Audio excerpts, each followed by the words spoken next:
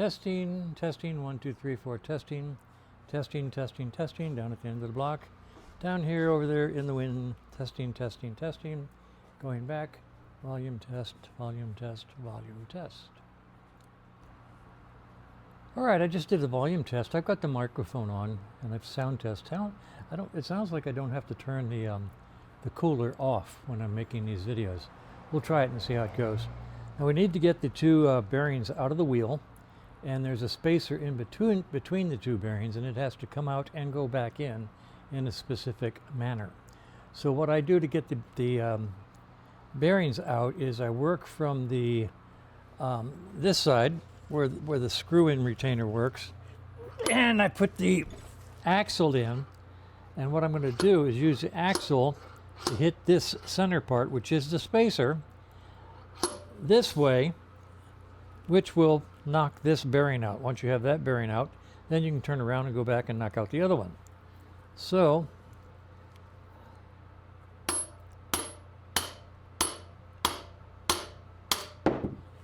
and there it goes, the bearing's out. Okay, now we have to get this bearing out, and we also have to remember which end this thing is.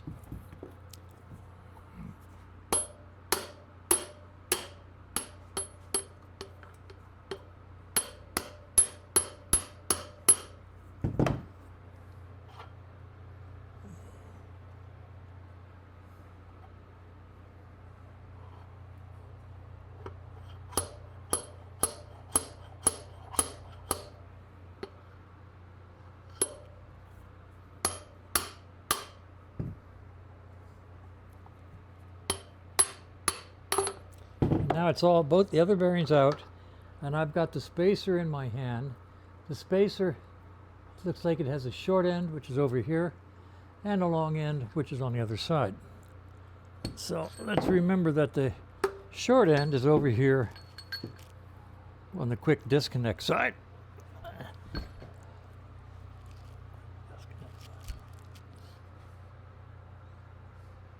Let's get this bearing off of here.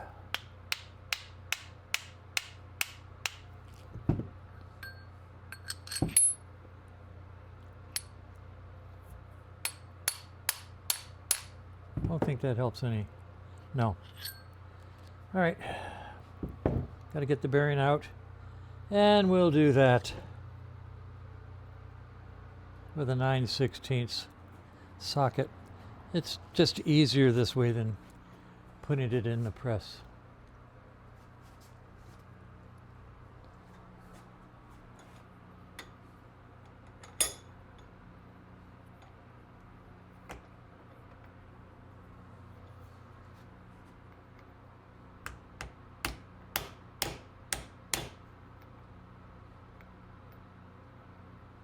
On the other hand, I might put it in the press.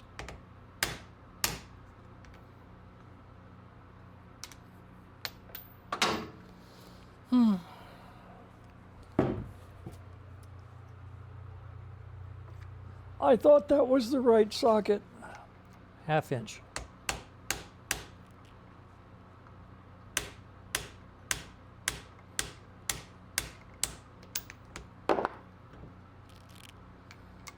Probably would have been easier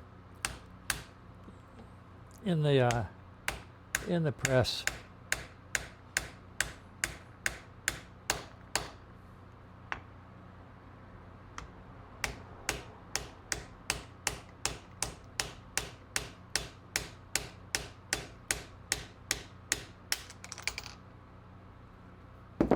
And that's the long side. So we have long side and short side. And we have nasty, nasty, nasty.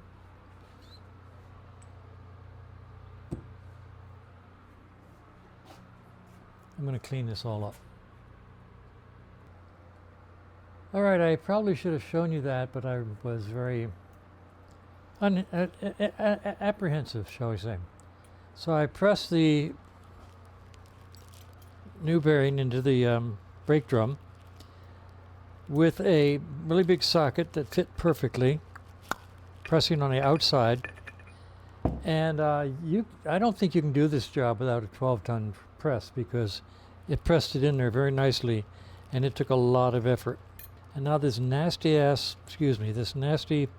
circlip goes on in here, and I have to get it into the groove and press it down and force it down. And this might involve strong language. Viewer discretion is advised. Okay, I'm trying to put the weird circlip in by putting the backside, the outside, into the groove, and then I'm going to go around it with a punch and try to gently tap it down. It is sort of funneled, so with any luck, it might slide. I greased the outer edges, and let's see if I can get it to go down inside there by just pressing it.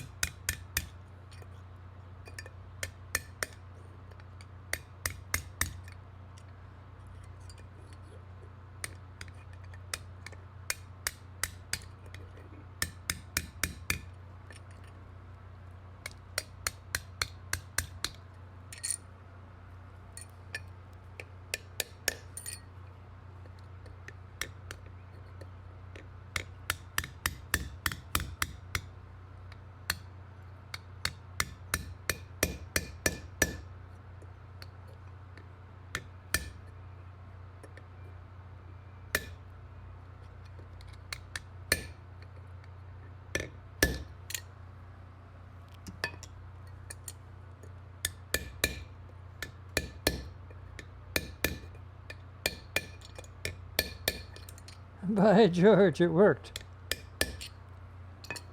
It's in the groove.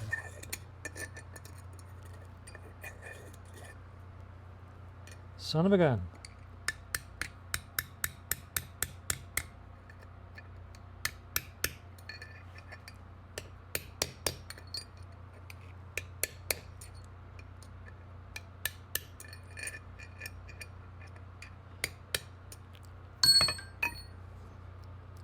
All right, that was nice.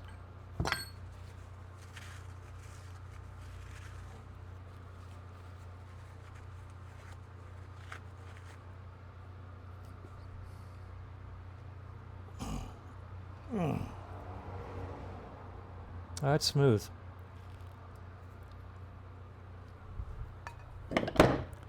All right, so let's try to get the bearings inside the wheel now. Okay, I got the new bearing in, and once again I did the same thing, except I beat the bloody heck out of it with a sledgehammer because it doesn't fit in the press. I spent a lot of time with a thread chaser, going over and over and over this end cap, this retainer, and got the threads back. Slowly but surely. Don't call me Shirley. Anyway, I got the threads back, and I spent a lot of time with an X-Acto knife after that, going down the individual threads and cleaning them out to get all the garbage out of them. Like so. And then I used the same X-Acto knife in here to clean these threads, and found out now that it's a great opportunity to get metal slivers in your fingers. But I was able to get the threads back, put a little grease on them as they go in, just because. And remembering that these are left-handed, I should be able to grab this guy and very gently start him.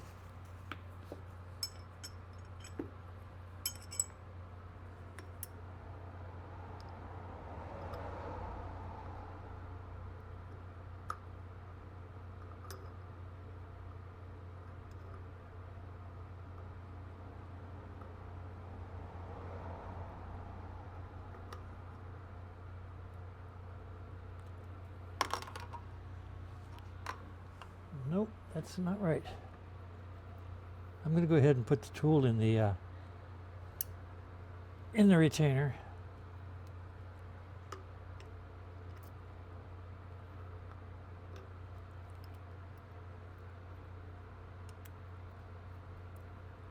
Try real hard to catch a thread.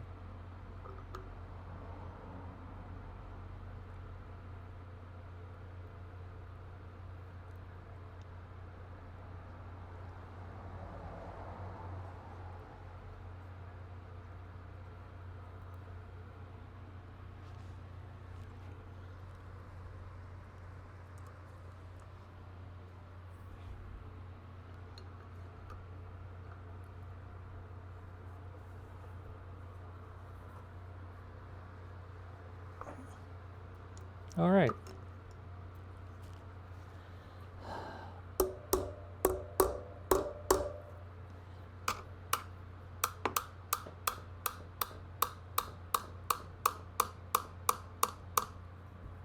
Okay, the retainer's in place. Just a little attention to detail and you can get the threads back.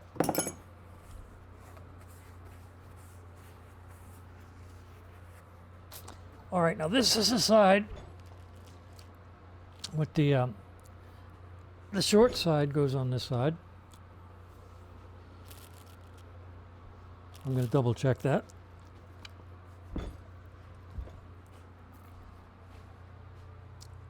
Yep. Like so.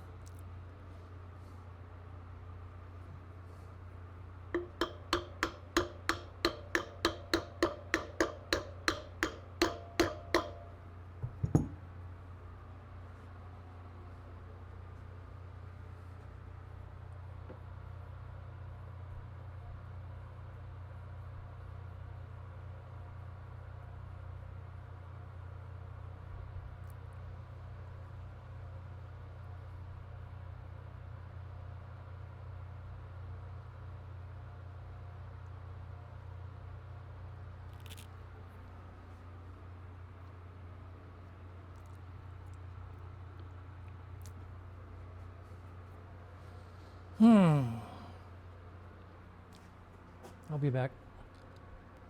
All right, I got the bearing in on this side. Once again, I used the socket that matched the outside diameter or circumference and tapped it in with a 3-pound sledge.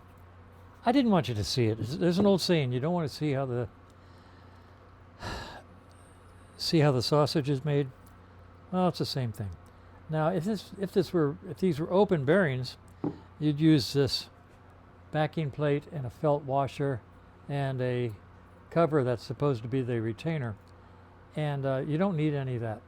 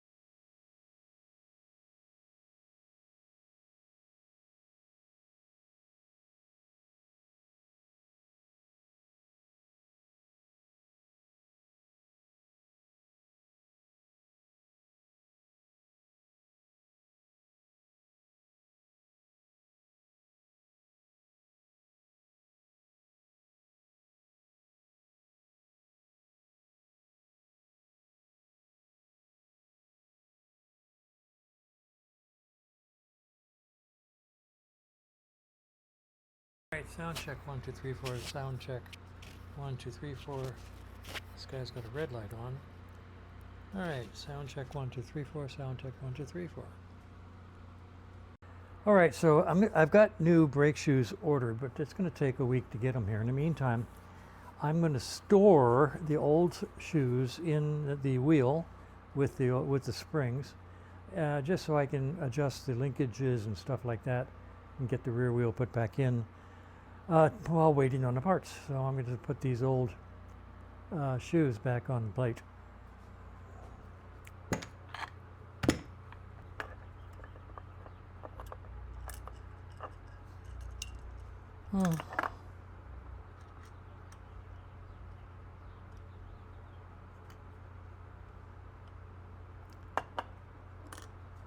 I like these brake assemblies better before they put these big round safety washers on them.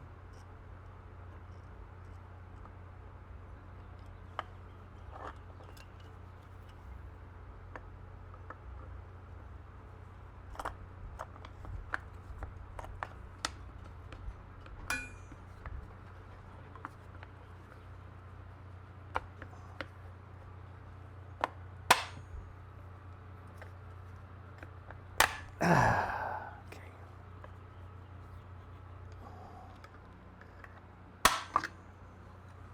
All right, that wasn't too bad. Now I can store this in here, like so.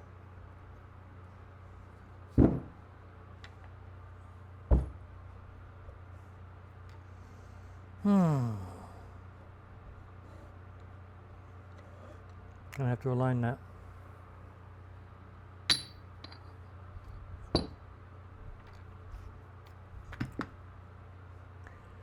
It's 3 o'clock in the afternoon. It's about 102 degrees. I've got the cooler going, so it's not that bad. But I am tired. So I'm going to call it a day.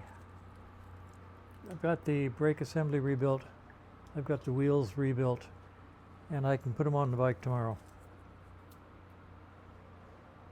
So I'm done for the day.